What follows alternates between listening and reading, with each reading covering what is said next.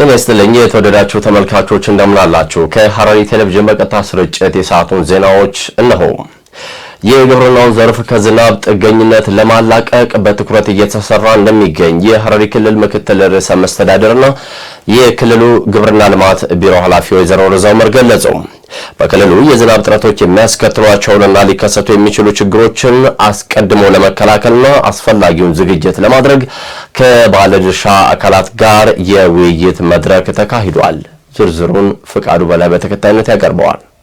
በሐረሪ ክልል ግብርና ልማት ቢሮና በምግብ ዋስትና ጽሕፈት ቤት አዘጋጅነት የዝናብ እጥረቶች የሚያስከትሏቸውና ሊከሰቱ የሚችሉ ችግሮች አስቀድሞ ለመከላከልና አስፈላጊውን ዝግጅት ለማድረግ የሚያስችል የውይይት መድረክ ተካሂዷል። በመድረኩ ላይ የተገኙት የሐረሪ ክልል ምክትል ርዕሰ መስተዳድርና የግብርና ልማት ቢሮ ኃላፊ ወይዘሮ ሮዛ ኡመር እንደገለጹት ግብርናውን ከዝናብ ጥገኝነት ማውጣትና የምርትና ምርታማነትን ስራዎች ማሳደግ አርሶ አደሮች የምግብ ዋስትናቸውን በዘላቂነት እንዲያረጋግጡ ያስችላል ብለዋል። አክለውም አርሶ አደሩን ከጥገኝነት ስሜት ያላቀቀ አመርቂ ውጤት ለማስመዝገብ የተቀናጀ ስራ እየተከናወነ እንደሚገኝ ገልጸዋል። በመድረኩ በክልሉ የአደጋ ስጋት መከላከልና ቅድመ ማስጠንቀቂያ ኮሚቴ የተዘጋጀ ጥናት የቀረበ ሲሆን ባጋጠመው የዝናብ እጥረት ምክንያት በሰብልና እንስሳት ልማት፣ በምግብ ዋስትና እንዲሁም በሰው ጤና ዘርፍ ሊከሰቱ የሚችሉ ችግሮችና የመፍትሄ አቅጣጫዎች ላይ ሰፊ ውይይት ተደርጎባቸዋል። ተሳታፊዎቹ በቀረበው የመፍትሄ ጥናት ላይ ሰፊ ውይይት ካደረጉ በኋላ ሊከሰቱ የሚችሉ አደጋዎችን አስቀድሞ በመከላከል ረገድ በቅንጅት ለመስራት ከስምምነት ላይ በመድረስ ውይይቱን አጠናቀዋል። ቀጥለናል። ወደ ወቅታዊ ጉዳይ ወደ ሆነውና ወደ ሀገራዊ ምክክር ኮሚሽን ጉዳያችን ተሻገርን። የሀገራዊ ምክክሩ የምክር ሀሳቦች ወደ አንድ የጋራ ሰነድ የመጠቅለልና የማጠናከር ስራ እየተከናወነ መሆኑን የሀገራዊ ምክክር ኮሚሽን አስታወቀ። የኮሚሽኑ ምክትል ዋና ኮሚሽነር ዶክተር ሂሩት ገብረስላሴ በዛሬው ዕለት በሰጡት መግለጫም የስምንቱ የምክክር ቡድኖች ሀሳቦች እየተጣጣሙ እንደሚገኝና በአብዛኞቹ ላይ ደግሞ የስምምነት እየተደረሰ ስለመሆኑ ተናግረዋል። ባልደረባችን አብስራ ሰግድ ከስፍራው መረጃውን አድርሳናለች። ናርዶስ ዳምጤ በተከታይነት ታቀርበዋለች። የሀገራዊ ምክክር ኮሚሽን ምክትል ዋና ኮሚሽነር ዶክተር ሂሩት ገብረስላሴ በሰጡት መግለጫ ከእያንዳንዱ የምክክር ቡድን 15 ተወካዮችን በመምረጥ በድምሩ 120 ገደማ ተሳታፊዎች የስምንቱን ቡድኖች የምክክር ሀሳቦች በማጣጣም ላይ እንደሚገኙ ገልጸዋል። የማጣጣሙ ስራ ዋና ዓላማም በቡድኖቹ በተነሱ ሀሳቦች መካከል ተቃርኖ ድግግሞሽ እንዳይኖር ማድረግ እንዲሁም ሀሳቦቹ በአንድ ወጥ መልክ እንዲቀርቡ ለማስቻል መሆኑን ዶክተር ሂሩት አስረድተዋል። ተወካዮቹ ከራሳቸው ቡድን ባሻገር በሌሎች 7 ቡድኖች በተነሱ ነጥቦች ላይም ተጨማሪ ግብዓት በመስጠት ላይ ይገኛሉም ብለዋል። በሂደቱ የሚነሱ ቅሬታዎችን ለማስተናገድ የተለየ ኮሚቴ ተቋቁሞ እየሰራ እንደሚገኝ የጠቆሙት ምክትል ዋና ኮሚሽነሯ ኮሚቴው አቤቱታዎችን አጥንቶ ለኮሚሽነሮች ካውንስል እንደሚያቀርብና የመጨረሻም ውሳኔም በካውንስሉ እንደሚሰጥ ገልጸዋል። በቀጣይ የተጣጣሙት የምክር ሀሳቦች ለስምንቱ ቡድኖች ቀርበው በተሳታፊዎች ግብዓት እንደሚዳብሩና 4000 ገደማ ተሳታፊዎች በሚገኙበት ታላቅ ጉባኤ ላይ እንደሚጸድቁም ተመላክቷል። በአብዛኞቹ ጉዳዮች ላይ የተደረሰው መግባባት ለሀገር ሰላም የሚፈለገውን ጠንካራ መሰረት እንደሚጥልም ዶክተር ሂሩት አክለው ገልጸዋል። ቀጥለናል። በሐረሪ ክልል የአርሶ አደሩን ምርትና ምርታማነትን ለማጠናከር የሚያግዝ ዘመናዊ ከርሰ ምድር ውሃ መቆፈሪያ ማሽን ወደ ስራ ማስገባቱን የክልሉ ግብርና ልማት ቢሮ አስታወቀ። የውሃ መቆፈሪያ ማሽኑ የአርሶ አደሩን የውሃ አቅርቦት ችግር በዘላቂነት እንደሚቀርፈውም ቢሮው ገልጿል። ፍቃዱ በላይ ዝርዝር አለው። በሐረሪ ክልል የአርሶ አደሩን ምርትና ምርታማነት ለማጎልበት የሚያግዝ ዘመናዊ የከርሰ ምድር ውሃ መቆፈሪያ ማሽን ወደ ስራ ማስገባቱን የክልሉ ግብርና ልማት ቢሮ አስታውቋል። የውሃ መቆፈሪያ ማሽኑ የአርሶ አደሩን የውሃ አቅርቦት ችግር በዘላቂነት እንደሚቀርፈው ነው ቢሮ ያመላከተው። በቢሮ የምግብ ዋስትና ፕሮግራም ማናጀር አቶ ኤልያስ አብዱላሂ እንደገለጹት አርሶ አደሩ የከርሰ ምድር ውሃ ለማግኘት በሚያከናውነው የውሃ ቁፋሮ ፍለጋ ለተለያዩ አደጋዎች ሲጋለጥ መቆየቱን ገልጸዋል። ሆኖም መሰል ችግሮችን ለመቅረፍ በተከናወኑ ተግባራት ከግብርና ሚኒስቴር ጋር በተደረገ ጥናትና ውይይት በፌዴራል የምግብ ዋስትና ፕሮግራም ኤፍኤስአርፒ አማካኝነት ወደ አርሶ አደሩ ማሳ በቀላሉ መንቀሳቀስ የሚችል ዘመናዊ የከርሰ ምድር ውሃ ቆፋሪ ማሽን ወደ ስራ መግባቱን ተናግረዋል። እንግዲህ ይህ ፕሮግራም የስሞል ሆልደር ፋርመሮችን ወይም አነስተኛ መሬት ይዞታ ያላቸው አርሶ አደሮችን በአመት 2 ጊዜ እንዲያመርቱ ለማስቻል ተብሎ የታቀደ ፕሮግራም ነው። እንግዲህ ይሄኛ ፕሮግራም ሲታቀድ በተለይ በሐረሪ ክልል ላይ የከርሰ ምድር ውሃ ተጠቃሚ አርሶ አደሮች ስላሉ ይህንን የከርሰ ምድር ውሃ ለመቆፈር ሲባል ኤላ በኤላ እየቆፈሩ ነበሩ። አርሶ አደሮቹ ኤላ በየግላቸው ሲቆፍሩ ነበሩ። ያንን ኤላ ሲቆፍሩ በአብዛኛው የመሬት ላይ ጉድጓዶቹ እየበዛ የውሃ ሽሚያም ነበረ። ሌሎቹን ደግሞ ኤላዎቹ በመደረመስ በሰዎች ላይም የህይወት አደጋ ሲያደርስ ነበር። ይህንን ችግር በማጥናት እኛ ብዙ ጥናት አካሄደን ለተከታታይ 5 ዓመት ከግብርና ሚኒስቴር ጋር በመነጋገር በቀላሉ የአርሶ አደሮቹ ማሳዎች ሊገቡ የሚችሉ ትራክተር ማውንትድ የሚባለውን የከርሰ ምድር ቆፋሪ ማሽን በግብርና ሚኒስቴር በኤፍኤስአርፒ ፕሮግራም በኩል በፌዴራል በኩል ተገዝቶ እንዲመጣልን አስነዋል። የውሃ ማሽኑ ከ20 ሚሊዮን ብር በላይ ወጪ እንደተደረገበት ገልጸው ማሽኑ አነስተኛ ነዳጅ እና የጥገና ወጪን ብቻ የሚጠይቅና በቀላሉ ሊንቀሳቀስ የሚችል መሆኑን ነው ያስገነዘቡት። በክልሉ ኤረር ወረዳ በተደረገ የመጀመሪያ ሙከራም አርሶ አደሩ ውሃ ማግኘት የሚችልበት እድል መፈጠሩንም ነው የገለጹት። ይሄኛው ካሁን በፊት የነበረው እዛም የመቆፈሩ ችግር ይቀርፋል። አንዴ ነው።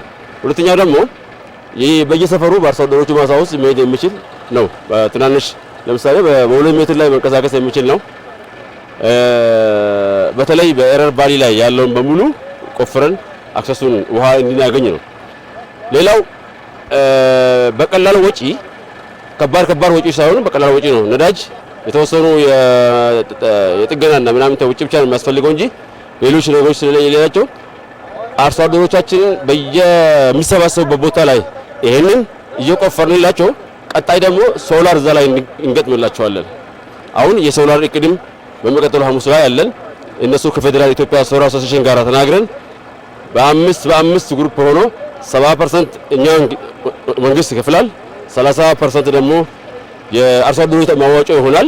ከዚህኛው ጋር አንድ ላይ ሆኖ በቀላሉ ወጪ አርሶ አደሮቹ የከርሰ ምድር ውሃ ተጠቃሚ እንዲሆኑ ለማስቻል ተብሎ የታቀደና በቀላሉ እንቀሳቀስ የሚችል ኢዚሊ ሙቭል የሆነ ፖርታብል ሳይዝ ነው።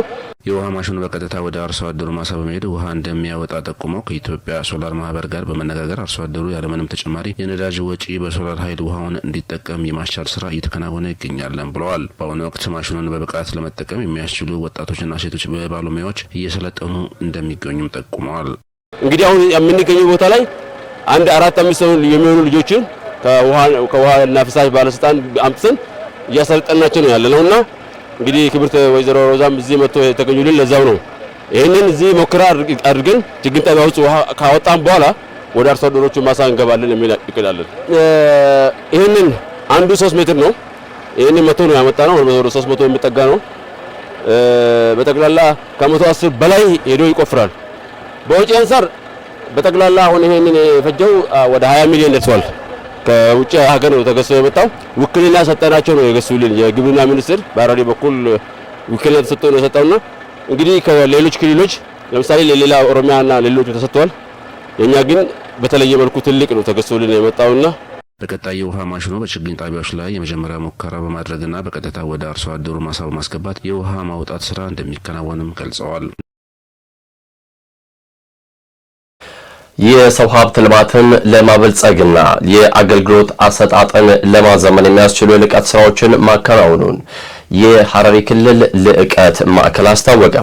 ማዕከሉ የሚሰጠውን የምዘና ስርዓት በዓለም አቀፍ ደረጃ ተቀባይነት እንዲያገኝ እንዲሁም እውቅናን እንዲያገኝ እየሰራ እንደሚገኝም ተጠቁሟል። ዝርዝር ዘገባውን ባልደረባችን አዮብ ካዛሌ በተከታይነት ያቀርበዋል።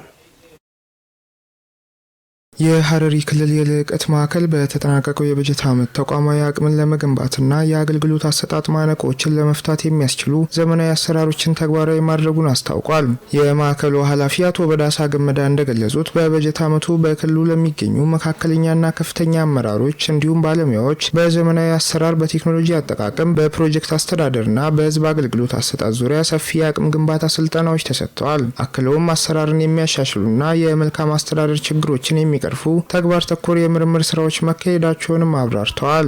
በመንግስትና በግል የሚሰሩ ሰራተኞች አሉ። በመንግስትና በግል የሚሰሩ ሰራተኞችም እንግዲህ በመንግስትም በግልም ተቀጥሮ በመለስተኛና በመካከለኛ ኢንዱስትሪ ውስጥ የሚሰሩ ሰራተኞች እነሱም በዛ ልክ ተመዝነው ብቃታቸው እየተረጋገጠ ነው የሚገኘው። አጠቃላይ በአጫጭር ስልጠና፣ በመደበኛ ስልጠና፣ በልምድ የተገኘ ሙያ በመንግስትና በግል የሚሰሩ ሰራተኞች መዝነን እውቅና ከመስጠት አንፃር ተቋሙ ወይም ማዕከሉ ብዙ ስራዎችን ሰርተናል። የሐረሪ ክልል ልዕቀት ማዕከል አንዱ የተቋቋመበት ዓላማ አንፃር ፎርጀሪ አስወግደናል። ማዕከሉ ከስልጠናና ምርምር ባሻገር የምዘና ሂደቶችን ሙሉ በሙሉ ዲጂታላይዝ ለማድረግ የቴክኖሎጂ ዝግጅቶችን እያጠናቀቀ እንደሚገኝም ጠቁመዋል። በበጀት ዓመቱ በልምድ ከተገኘ እውቀት ጋር በተያያዘ ምዘና ከወሰዱ 110 ግለሰቦች መካከል 91 ያህሉ ብቁ ሆነው ማረጋገጫ ማግኘታቸውንም ተናግረዋል። በተጨማሪም ወደ ውጭ ሀገር ለሚሰማሩ 492 ሰልጣኞች የምዘና ስራ መከናወኑንም ገልጸዋል። ከሀገር አልፎም ወደ ውጭ ሀገርም ከስፔሻሊ ከመካከለኛው ምስራቅ ጋር ሰፊ የሆነ ግንኙነት ተፈጥሮ እየተሰራ ነው ያለው። በዚህ ላይም የሐረሪ ክልል ልቀት ማዕከል አጫጭር ስልጠና በግልም በመንግስትም የሰለጠኑት ወደ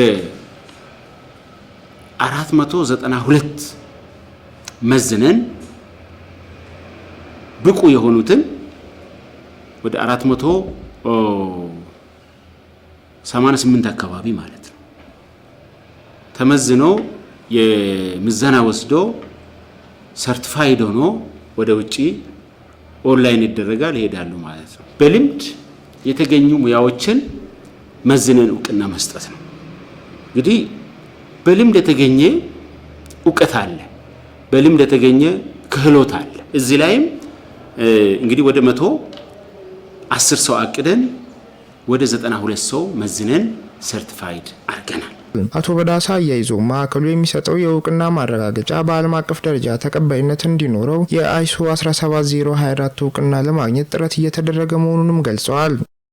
ጠንካራ ስርዓት ወይም ጠንካራ ተቋም ከመገንባት አንፃር እየሰራን ያለነው አንዱ አይሶ ነው። አይሶ 17024 ተቋሙ የሚሰጠው አገልግሎት ዓለም አቀፍ ስታንዳርድ እንዲኖረው ከማድረግ አንፃር ከኢትዮጵያ ደረጃዎች ኢንስቲትዩት ጋር ሆነን እየሰራን እንገኛለን። በቀጣይ ዓመት የዲጂታል ቴክኖሎጂዎችን በስፋት በመጠቀም የስልጠናና ምርምር ተደራሽነትን ለማሳደግ መታቀዱንም ተናግሯል። የምዘና ስራዎችን ይበልጥ ውጤታማ ለማድረግ ከስራና ክህሎት ሚኒስቴር ከሌሎች የልዕቀት ማዕከላትና ከከፍተኛ ትምህርት ተቋማት ጋር የጋራ የምርምርና የልምድ ልውውጥ ስራዎች ተጠናክረው እንደሚቀጥሉም አብራርተዋል።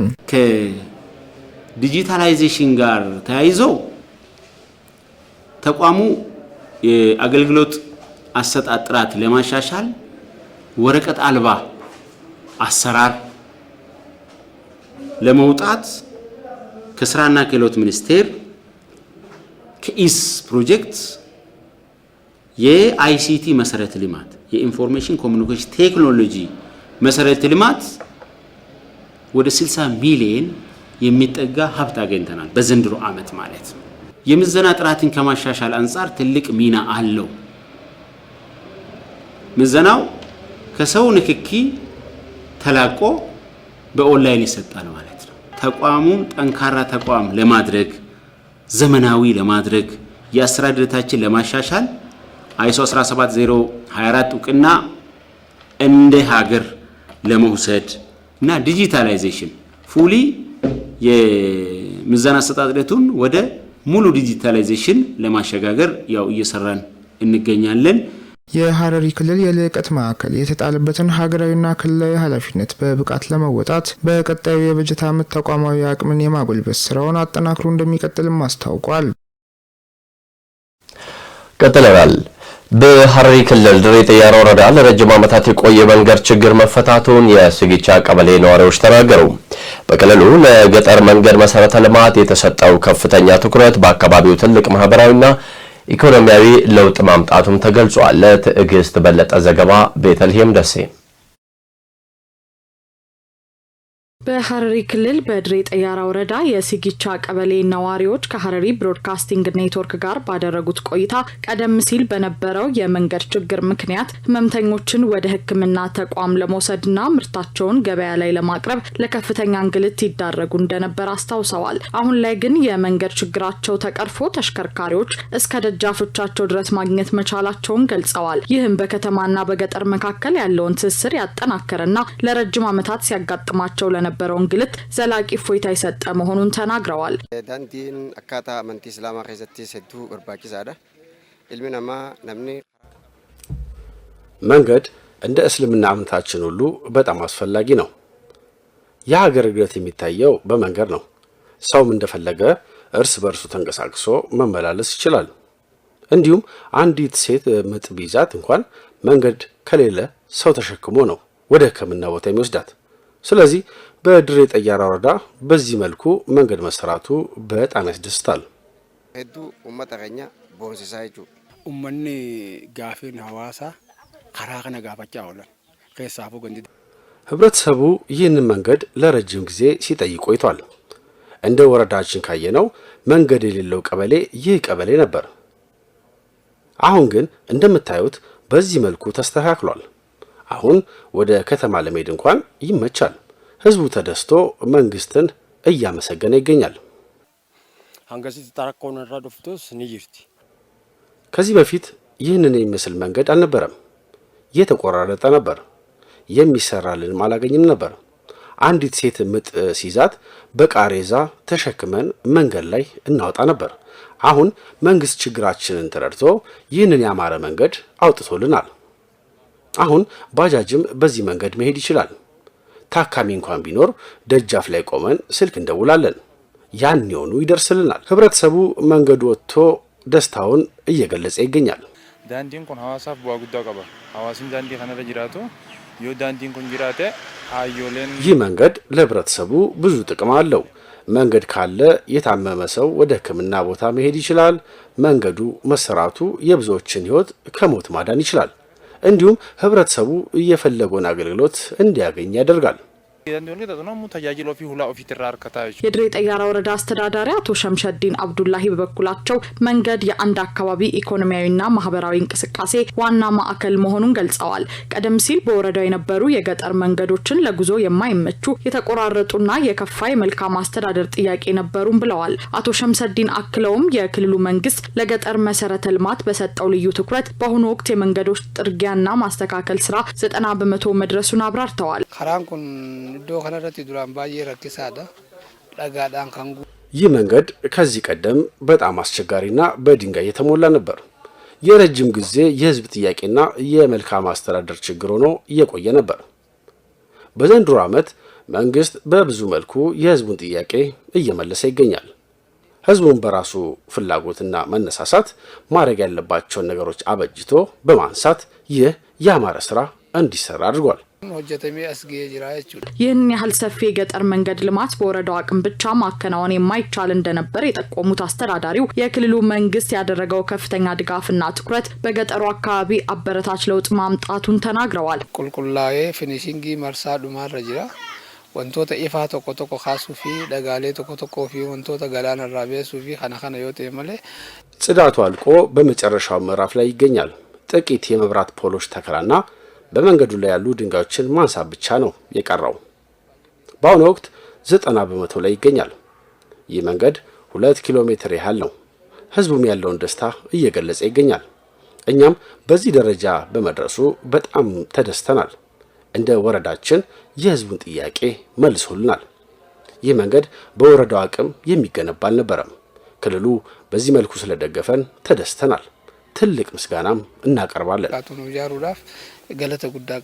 አቶ ሸምሰዲን አያይዘውም የወረዳው ማህበረሰብ የተገነቡትን የልማት አውታሮች በጥንቃቄ መጠበቅና የመንከባከብ ኃላፊነቱን እንዲወጣ አሳስበዋል።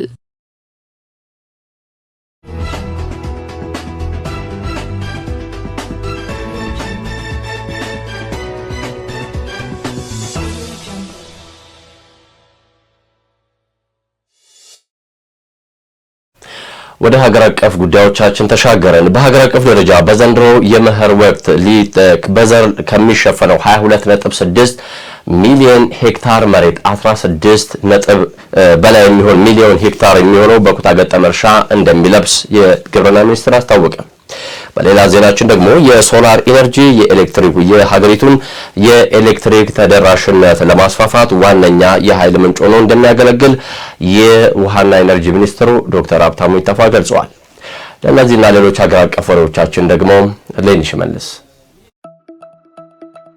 በሀገር አቀፍ ደረጃ በዘንድሮ የመኸር ወቅት በዘር ከሚሸፈነው 22.6 ሚሊዮን ሄክታር መሬት 16 ሚሊዮን ሄክታሩን በኩታ ገጠም እርሻ እንደሚለማ የግብርና ሚኒስቴር አስታውቋል። በግብርና ሚኒስቴር የሰብል ልማት መሪ ስራ አስፈጻሚ ተወካይ አቶ ተሾመ ገለቱ ለጋዜጣ ፕላስ እንደገለጹት በተያዘው የምርት ዘመን በኩታ ገጠም የእርሻ ዘዴ 16 ሚሊዮን ሄክታር መሬት ለማልማት ታቅዶ ሰፊ ርብርብ እየተደረገ ይገኛል።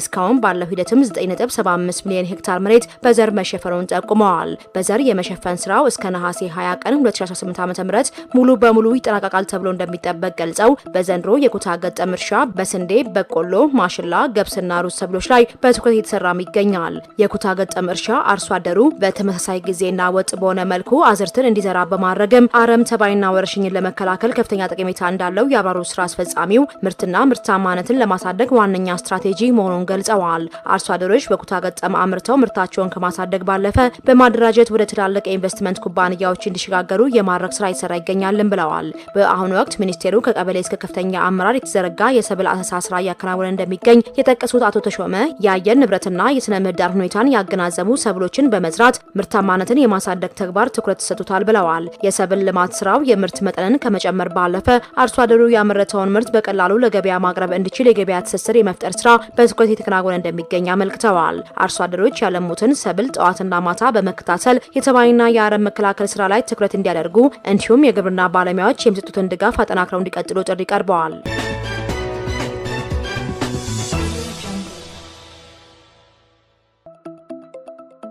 የሶላር ኢነርጂ የሀገሪቱን የኤሌክትሪክ ተደራሽነት ለማስፋፋት ዋነኛ የኃይል ምንጭ ሆኖ እንደሚያገለግል የውሃና ኢነርጂ ሚኒስትር ዴኤታ ኢንጂነር ሱልጣን ወሊ ገልጸዋል።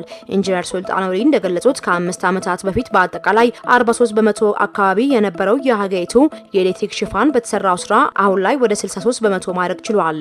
ለዚህ እድገትም የግሪድና ከግሪድ ውጪ የሆኑ የኃይል ምንጮች ከፍተኛ አስተዋጽኦ ማበርከታቸውን ተናግረዋል። መንግስት በቀጣይ የኤሌክትሪክ ሽፋኑን 100 በመቶ ለማድረስ አቅዶ እየሰራ እንደሚገኝ የጠቆሙት ሚኒስትር ዴኤታ ከዚህ ውስጥ 70 በመቶ ከዋናው የግሪድ መስመር፣ ቀሪው 30 በመቶ ከኦፍ ግሪድ የኃይል ምንጮች እንዲሟላ መታቀዱን ገልጸዋል። በየአካባቢው የሚገነቡ የሶላር ሚኒ ግሪድ ፕሮጀክቶች ከዋናው ግሪድ ኤሌክትሪክ አውታር መረብ ለመዘርጋት አስቸጋሪ በሆኑ አካባቢዎች የኤሌክትሪክ ተደራሽነትን በማስፋፋት የሀገሪቱን የኤሌክትሪክ ሽፋን ሙሉ ለማድረግ ከሚደረገው ጥረት ጋር የሚጣጣሙ መሆናቸውን አብራርተዋል። በንጹህ ውሃና ሳኒቴሽን ዘርፍ ባሉት 5 ዓመታት በየዓመቱ በአማካኝ 5 ሚሊዮን አዳዲስ ደንበኞችን የውሃ ተጠቃሚ ማድረግ መቻሉንና በሳኒቴሽን ዘርፍም አበረታች ስራዎች መከናወናቸውን ሚኒስትር ዴኤታው ገልጸዋል።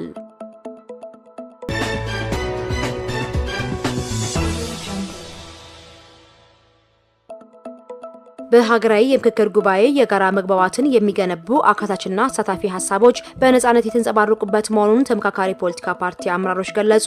አስተያየታቸውን ለኢዜአ የሰጡ የፖለቲካ ፓርቲዎች አመራሮች እንደተናገሩት ኢትዮጵያን ለረጅም ዓመታት የቆዩ ሀገራዊ ችግሮች ሲፈታተኗት ቆይተዋል። እነዚህን ችግሮች በዘላቂነት ለመፍታትና ሀገሪቱን ወደ ተሻለ ደረጃ ለማሸጋገር ሀገራዊ የምክክር ሂደት ውስጥ መግባቱ ወሳኝና አስፈላጊ መሆኑን አጽንኦት ሰጥተዋል። እስካሁን ባለው ሂደትም የምክክር መድረኩ ለቆዩት ሀገራዊ ችግሮች ዘላቂ መፍትሄ ለማበጀት ምቹ ሁኔታ ይፈጠር እንደሚገኝ አስታውቀዋል። ምክክሩ ለቀጣይ ዘላቂ ሰላምና ለሀገሪቱ ሁለንተናዊ ብልጽግና ወሳኝ መሆኑንም አንስተዋል። በተጨማሪ ምክክሩ አካታችና የጋራ መግባባትን የሚያጎለብቱ እንዲሁም ለሀገር ግንባታ ጠንካራ መሰረት የሚጥሉ ሀሳቦች የተንጸባረቁበት መሆኑን አብራርተዋል። የምክክር ሂደቱ በውይይት የሚያምን ትውልድና ማህበረሰብ ለመፍጠር ከፍተኛ አስተዋጽኦ እንደሚያበረክትም ገልጸዋል። በመድረኩም ለሀገር ዘላቂ ሰላምና የጋራ መግባባት ወሳኝ የሆኑ ውጤታማ ውይይቶች የተካሄዱ እንደሚገኙ ጨምረው ጠቁመዋል።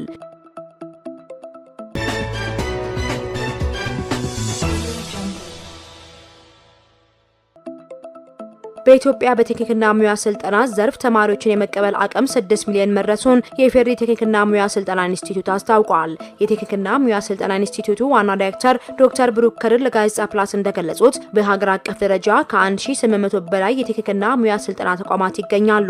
ኢንስቲትዩቱ በ2019 በጀት ዓመት ዋናውን ግቢ ጨምሮ በ16 ቅርንጫፎቹ ከመጀመሪያ ዲግሪ እስከ 3ኛ ዲግሪ ከ10,000 በላይ ሰልጣኞችን ለመቀበል ዝግጅት ማጠናቀቁን ዋና ዳይሬክተሩ አብራርተዋል። አሁን ላይ የሚሰጡ ስልጠናዎች ሰልጣኞችን በዓለም አቀፍ ደረጃ ተወዳዳሪ የሚያደርጉና ኢንዱስትሪው የሚፈልጋቸውን ዘርፎች በመለየት የተከናወኑ የሚገኙ መሆናቸውን ገልጸዋል። በመጨረሻም ዘርፉ ተማሪዎችን የመቀበል አቅሙን ከጊዜ ወደ ጊዜ ያሳደገ መምጣቱን የጠቆሙት ዋና ዳይሬክተሩ ሀገሪቱ የምትፈልገውን ብቁ የሰው ኃይል ለማፍራት አሁንም በትጋት መስራት እንደሚገባ በአጽንኦት ተናግረዋል።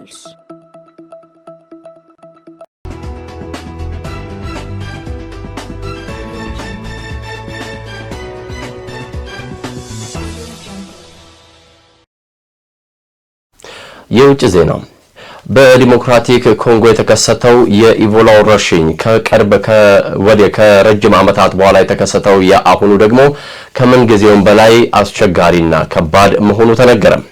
ቫይረሱ ከዲሞክራቲክ ኮንጎ ያለው ስርጭት በአንጻራዊነት ደግሞ አነስተኛ ስለመሆኑ ተነግሯል። የቢቢሲን ዘገባ ለንሽ መልስ በዲሞክራቲክ ሪፐብሊክ ኮንጎ የተነሳው የኢቦላ ወረርሽኝ እስካሁን በአገሪቱ ታሪክ ከተከሰቱት እጅግ የከፋ ሆኖ መመዝገቡን የማህበረሰብ ጤና ባለስልጣናት ተናግረዋል። ቫይረሱ መከሰቱ ግንቦት ላይ ከታወጀ ወዲህ በአጠቃላይ 2325 ሰዎች ህይወታቸው አልፏል። ይህ የሞት ቁጥር አገሪቱ ከአውሮፓውያኑ 2018 እስከ 2020 ድረስ ባለው ጊዜ ውስጥ ካጋጠማት የበለጠ ነው። የወረርሽኙ የስርጭት መጠን በታሪክ ከታዩት ፈጣኑ እንደሆነ የተባበሩት መንግስታት የሰብአዊ ጉዳዮች ኃላፊ ቶም ፍሌቸር ባለፈው ሳምንት ተናግረዋል። ወረርሽኙ በየ30 ደቂቃው ሰው እየገደለ ነው ሲሉም አስጠንቅቀው ነበር። የኮንጎ የህብረተሰብ ጤና ኢንስቲትዩት እሁለት ባወጣው መረጃ 4945 ሰዎች በቫይረሱ መያዛቸውን የተረጋገጠ አስታውቋል። ከነዚህ ውስጥ 101 ያህሉ የተመዘገቡት በ24 ሰዓታት ውስጥ ነው። ቫይረሱ ከዲሞክራቲክ ኮንጎ ውጪ ያለው ስርጭት በአንጻራዊነት አነስተኛ ነው። በአጎራባቿ ዩጋንዳ 20 ሰዎች መያዛቸው የተረጋገጠ ሲሆን ጀርመን ውስጥ 2 ሰዎች ሕክምና እያገኙ ይገኛሉ። ፈረንሳይም በቫይረሱ የተያዘ አንድ ሰው ማግኘቷን አስታውቃለች። ኢቦላ ኮንጎ ውስጥ ያለው ስርጭት ፍጥነት ግን ከዚህ ተቃራኒ ነው። የዓለም ጤና ድርጅት ልዩ ሲል የገለጸው ይህ ወረርሽኝ በኮንጎ 26 ግዛቶች ውስጥ ተሰራጭቷል። በዓለም አቀፍ ደረጃ በርካታ ሰዎች የሞቱበትና ከአውሮፓውያኑ 2014 እስከ 2016 በምዕራብ አፍሪካ የተከሰተው ወረርሽኝ 1000 ሰዎችን ለመግደል 5 ወራት እንደፈጀበት ሮይተርስ ዘግቧል። የአሁኑ ወረርሽኝ ግን ከ3 ወር ባነሰ ጊዜ ውስጥ 2000 ሞቶች ተመዝግበውበታል። ከ50 ዓመት በፊት ለመጀመሪያ ጊዜ የተገኘው ኢቦላ ዲሞክራቲክ ኮንጎ ሲከሰት ይህ ለ17ኛ ጊዜ ነው። በአገሪቱ ለዓመታት የዘለቀ ግጭትና ከፍተኛ የሰዎች እንቅስቃሴ መኖሩ የበሽታውን ስርጭት ለመቆጣጠር የሚደረገውን ጥረት አስቸጋሪ አድርጎታል። የዓለም የጤና ድርጅት የበሽታው ስርጭት በ3 ወር ውስጥ ይቀለበሳል የሚል ተስፋ ቢኖረውም ስርጭቱ በቁጥጥር ስር ይውላል ወይም ወረርሽኙ ሙሉ በሙሉ ያበቃል ማለት እንዳልሆነ ገልጿል። ኢቦላ ብዙም ያልተለመደ ነገር ግን ገዳይ በሽታ ነው። እስካሁን ድረስ ለዚህ ዝርያ የሚሆን የተረጋገጠ ክትባትም የለም። ነገር ግን የተለያዩ ተቋማት ክትባት ለመስራት ሂደት ላይ ናቸው። የሆርሙዝ ቀውስ ለአፍሪካ ታላቅ እድልን ይፈጥራል ተባለ። በሆርሙዝ የባህር ሰርጥ የተፈጠረው የመርከብ ትራፊክ መስተጓጎል በአፍሪካ ኢኮኖሚዎች ላይ ከባድ ጫና ማሳደሩ ባይካድም ክስተቱ ግን ለአፍሪካ አዲስ የጂኦፖለቲካ ጠቃሚ እድል ሊፈጥር እንደሚችል ተጠቁሟል። ታዲያ በዚህ ሂደት ውስጥም የዓለም የባህር ንግድ መስመር ወደ አንድ ቀጠና ብቻ ማዕከል ያደረገበት በዚህ ዘመን ከዚህ ሆርሙዝ ቀውስ ወዲህ ወደ ብዙ ስትራቴጂያዊ ኮሪደሮች እየተስፋፋም ስለመሆኑ ይነገራል። ታዲያ የአልጀዚራና ስፑትኒክ አፍሪካ ዘገባን ባልደረባችን ባህር ጠንከር እንደሚከተለው አዘጋጅቶታል። አፍሪካ በመካከለኛው ምስራቅ የኃይልና ሌሎች መሰረታዊ የግብርና ግብዓቶች የምታስገባ አህጉር እንደነበረች ይታወቃል። ይህ በእንዲህ እንዳለ በአሁኑ ግጭት ብቻ ሳይሆን በሩሲያና ዩክሬን ጦርነትም ኢኮኖሚያ ጉዳት አጋጥሞት እንደነበር ይታወሳል። እነዚህ ዓለም አቀፍ ጂኦፖለቲካ ለውጦች ግን አህጉሪቱ ያላት እድሎች የምትጠቀምበት አጋጣሚ እየፈጠሩ ሲሆን አህጉሪቱ እነዚህ ፈተናዎች ወደ እድል ልትቀለብሳቸው እንደሚገባም ምሁራን እያብራሩ ይገኛሉ። የዓለም የባህር ንግድ መስመር ወደ አንድ ቀጠና ብቻ ማዕከል ያደረገበት ዘመን ከዚህ ሆርሙዝ ቀውስ ወዲያ ወደ ብዙ ስትራቴጂካዊ ኮሪዶሮች እየተስፋፋ መምጣቱ አይቀሬ ጉዳይ እየሆነ ያለ ይመስላል። በራፋኤል ሺካኒ የቀረበው ይህ የአልጀዚራ ትንታኔ አምድ እንደሚገልጸው አፍሪካ በዓለም ጂኦፖለቲካ ውስጥ የተፈጥሮ ጥሬ ዕቃ ሀብት አቅራቢ ብቻ ሳትሆን አሁን የራሷ ስትራቴጂካዊ ሚና ልትገነባ የምትችልበት አጋጣሚ ልትፈጥርና ልታረጋግጥ ይገባል ብሏል። ይህ ትንታኔ እንደሚያመለክተው ሆርሙዝ ሰርጥ በተጨማሪ በአባል መንደብ፣ ቀይ ባህር፣ የስዊዝ ካናል፣ የሞዛምቢክ ቻናልና ሌሎች የዓለም ኢኮኖሚ ወሳኝ የባህር ኮሪዶሮች እየሆኑ ይገኛሉ። ይህም አፍሪካ ከዓለም የንግድ ፍሰት የምትቀበል አህጉር ብቻ ሳትሆን የእነዚህ ወሳኝ የባህር መስመሮች አካል እንደመሆኗ በዓለም ጂኦፖለቲካ ውሳኔ ሰጪ ልትሆን ይገባ ይላል። ነገር ግን አፍሪካ ይህን እድል ለመጠቀም የጋራ የባህር ፖሊሲና የተቀናጀ የባህር ደህንነት ስትራቴጂ ማዘጋጀት እንዳለባት ትንታኔው አመልክቷል። በርካታ የአፍሪካ ሀገራት ቀኝ ገዢዎቻቸው ባወረሷቸው ድንበሮች በመወሰንና በግዛት ሉዓላዊነታቸው ላይ ጥብቅ ወታደራዊ ጥበቃ በማድረግ አይታሙም። ይህ ግን ከአጎራባች ሀገራት ጋር በርካታ ግጭቶች ውስጥ እንዲከታቸው አስችሏል። የአፍሪካ ሀገራት የግዛት ዳር ድንበሮቻቸው በማስጠበቅ ላይ ባይታሙም የጋራ በሆኑ በባህር ዳርቻዎችና ዓለም አቀፍ የባህር ሰርጦች ላይ ግን በጋራ በመስራት ደካማ እንደሆኑ ይነገራል። የአፍሪካ ህብረት እንደ አውሮፓውያን አቆጣጠር በ2014 የ2050 የአፍሪካ የተቀናጀ የባህር ስትራቴጂና በ2016 የባህር ደህንነት ጥበቃ ቻርተር ቢያዘጋጅም እነዚህ ሰነዶች ወደ ተግባር በመቀየር ረገድ ክፍተት እንዳለ ይነገራል። በተጨማሪም አፍሪካ የጋራ የባህር ክትትል ስርዓት፣ የሳተላይትና የራዳር መረጃ ልውውጥ፣ የጋራ የባህር ጥበቃ ስራዎችና የጋራ የባህር ደህንነት ፈንድ ማቋቋም እንዳለባት ተመልክቷል።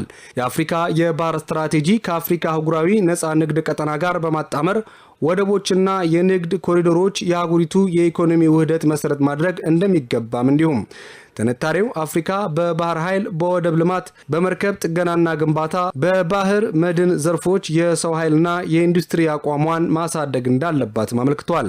በአጠቃላይ የሆርሙዝ ድህረ ዘመን ለአፍሪካ ስጋት ብቻ ሳይሆን አህጉሪቱ በዓለም ጂኦፖለቲካ ውስጥ የራሷን ስትራቴጂያዊ ሚና ለማጠናከር ትልቅ ዕድል ሊሆን እንደሚችል ጽሑፉ አጽንኦት ሰጥቶ አብራርቷል። የሰዓቱ ዜናችን አበቃ። ጤና ይስጥልኝ።